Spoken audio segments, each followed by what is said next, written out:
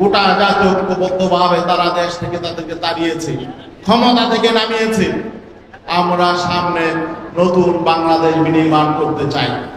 আমরা আগামীতে একটি দেশপ্রেমিক সরকারকে ক্ষমতায় আনতে চাই। কিন্তু আজকে 1 বছর পর আমরা কি দেখতে পাচ্ছি? যে কারণে জুলাই বিপ্লব হলো, যে কারণে গোটা জাতি ঐক্যবদ্ধ হলো, সেই স্বপ্ন আজকে একটি শক্তি আবার গলাটিকে হত্যা করার জন্য উদ্যত হয়েছে। ঠিক না ভাই? আজকের এই যুব জমায়েতের প্রতিপাদ্য বিষয় হলো জুলাই চেতনার বাস্তবায়ন, গণহত্যার বিচার, শহীদ পরিবারের পুনর্বাসন এবং বৈষম্যহীন ইনসাফ ভিত্তিক কল্যাণ রাষ্ট্র গড়ে তোলা। প্রথমেই জুলাই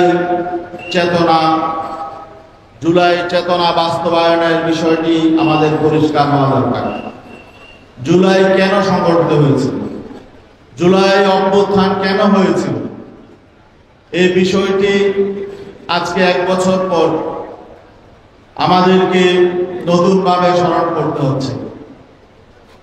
জুলাই অভ্যুত্থান তো একটা স্বাভাবিক ঘটনা ছিল না।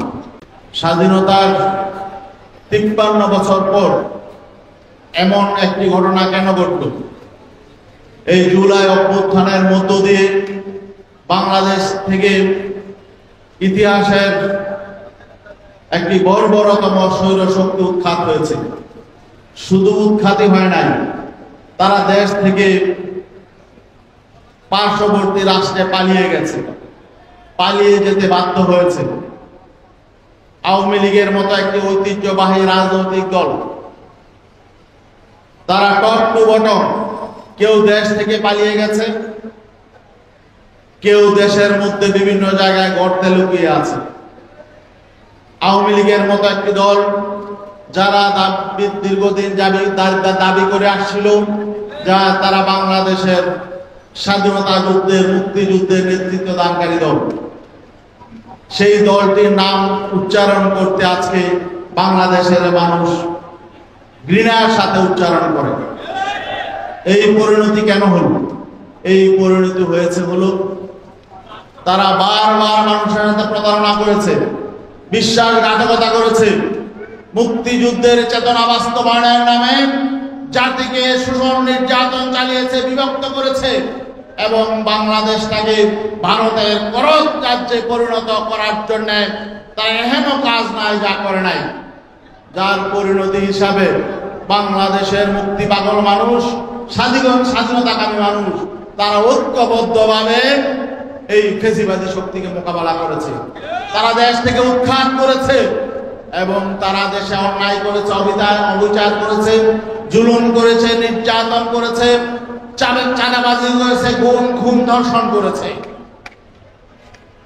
এই জন্য গোটা জাতি ঐক্যবদ্ধভাবে তারা দেশ থেকে তাদেরকে তাড়িয়েছে, ক্ষমতা থেকে নামিয়েছে। আমরা সামনে নতুন বাংলাদেশ বিনির্মাণ করতে চাই।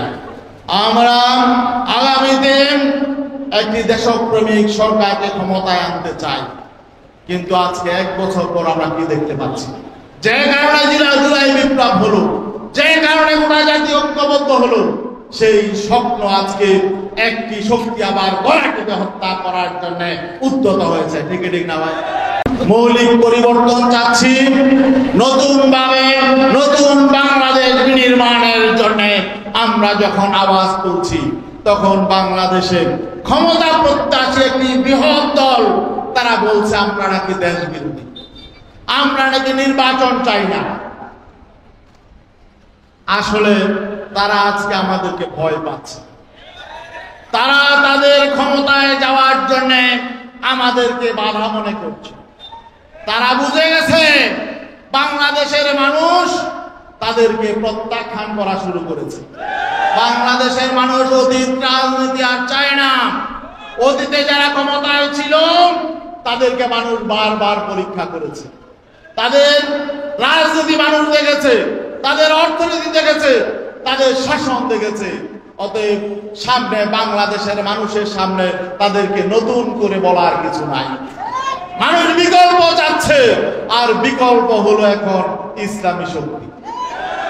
ইসলামী শক্তি ঐক্যবদ্ধ হচ্ছেন, ইসলামী শক্তি জেগে উঠছেন।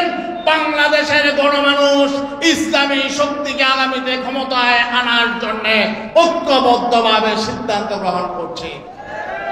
এজন্য তারা যখন দেখছে যে তাদের ক্ষমতায় যাওয়া সহজ পথটা কঠিন হয়ে গেছে, এজন্য তারা ইসলামী আন্দোলনের বিরুদ্ধে আজকে বিভিন্নভাবে অপপ্রচার চালাচ্ছে। তারা বিভিন্নভাবে আমাদেরকে প্রতিহত করার জন্য অশালীন স্লোগান দিচ্ছে। ঠিক ঠিক না ভাই?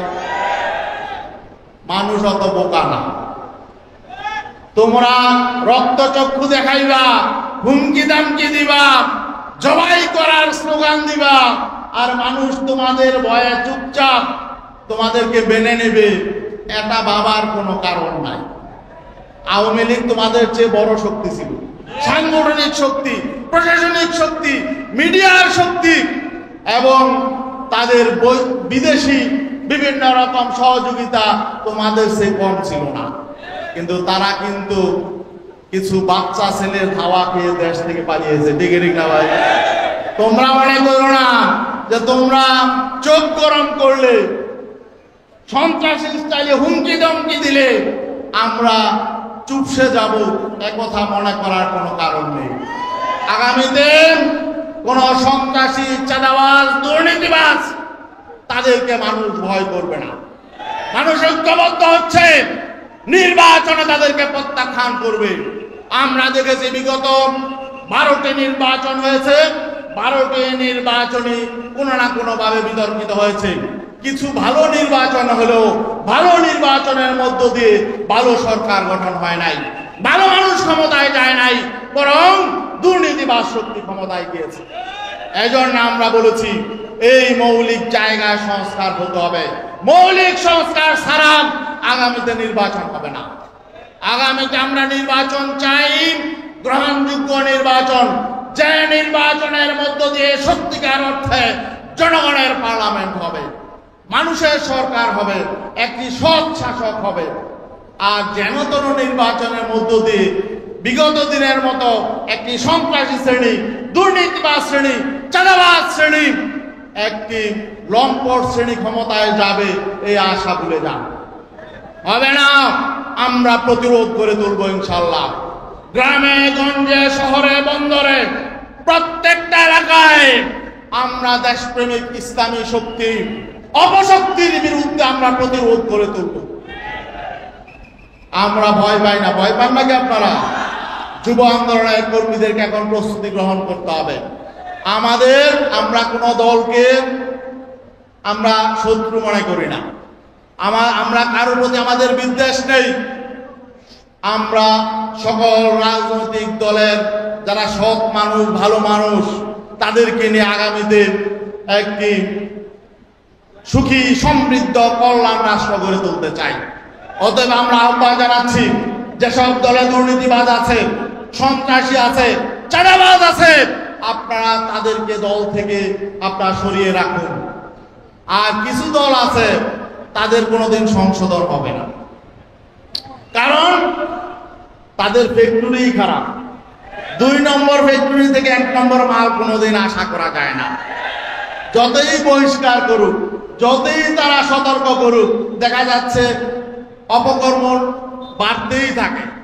একটা রাজনৈতিক দল প্রতিদিন যাদের অভ্যন্তরীণ কোন দলে নিজেরা খুন হয়, তারা আবার একটি নিরাপদ দেশ কিভাবে গড়ে তুলবে? নিজেদের দলের কর্মীদের 5 আগস্টের পর, আমি নাম বলতে চাই না, 5 আগস্টের পর বিগত 11 মাসে যেই দলের, নিজেদের কোন দলে 1.5 শতাধিক কর্মী খুন হয়েছে, এই দল সামনে নিরাপদ দেশ গড়ে তুলবে, মানুষের জন্য নিরাপত্তার ব্যবস্থা করবে, এটাকে আশা করা যায়?